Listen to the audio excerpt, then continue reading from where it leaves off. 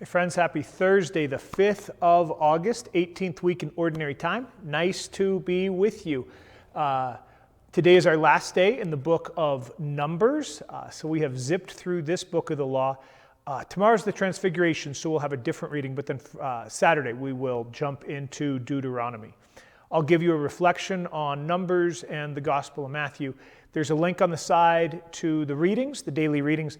I invite you to click that link and then turn off your screen. Spend some time reflecting in prayer before you move on to the next things. The book of Numbers. Actually, no. I want you to check out the Psalm.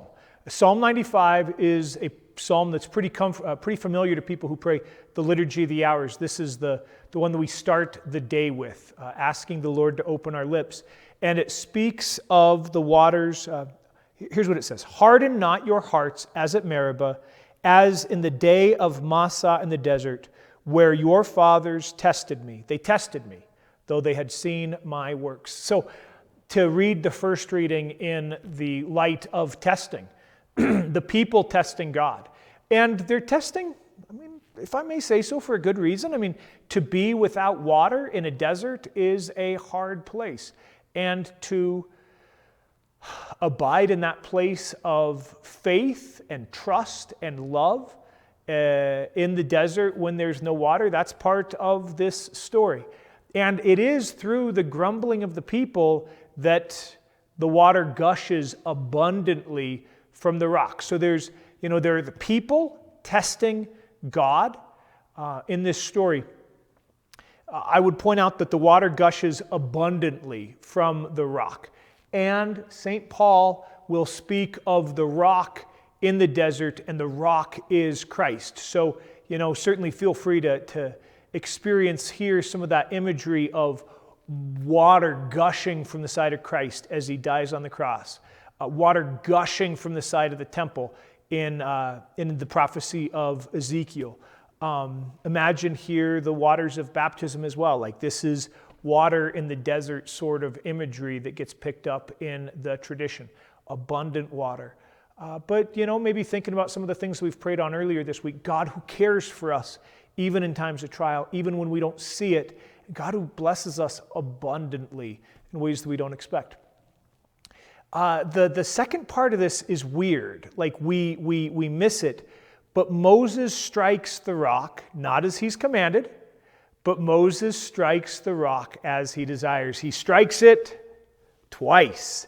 And you can see immediately after, words of judgment are leveled against Moses and Aaron, that because they have not trusted, because they have tried God in this moment, they will be punished. They will not enter into the land of promise, but instead they will remain outside. They'll die in the wilderness, in the wasteland. So perhaps just that question of where are we trying God, where are we experiencing trials, tribulation, and testing ourselves? I don't know about you, but I can so often just keep my eyes on the goal and just, trudge through things. That to acknowledge the desert, the hardship, the pain, the cross of daily life is something that perhaps we would do in our prayer with the Lord in the story of the desert. Okay. Just a moment in relation to the gospel.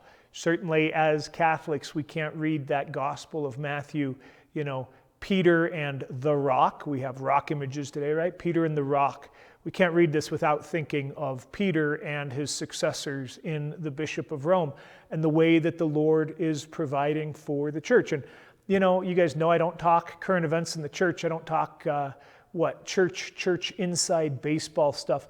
But in the United States, Catholic Church leadership stuff, it's not easy. It's hard. Like we are having a hard time as a Catholic communion in these United States of America. Our bishops are having a hard time with each other and having a hard time like wrestling with what it means for us to be in union with Pope Francis and with Rome. And that's all that I'm going to say about that. But certainly I just invite you as we read about Peter and about the rock and about the movement, the church, the people, maybe we spend a bit of time in praying with that scripture, praying for our church, our communion, praying that we might be faithful to the call of the Lord in these days, praying that we might know the blessing, right? That the gates of hell shall not prevail against the people that God has designated, God has sent. And maybe we just pray for the Lord's presence and blessing and goodness upon our communion, and just offer that up to the Lord. All right. Happy Thursday, friends. Many blessings to you.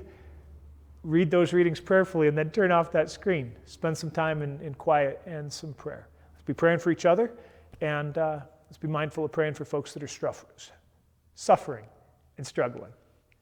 God bless.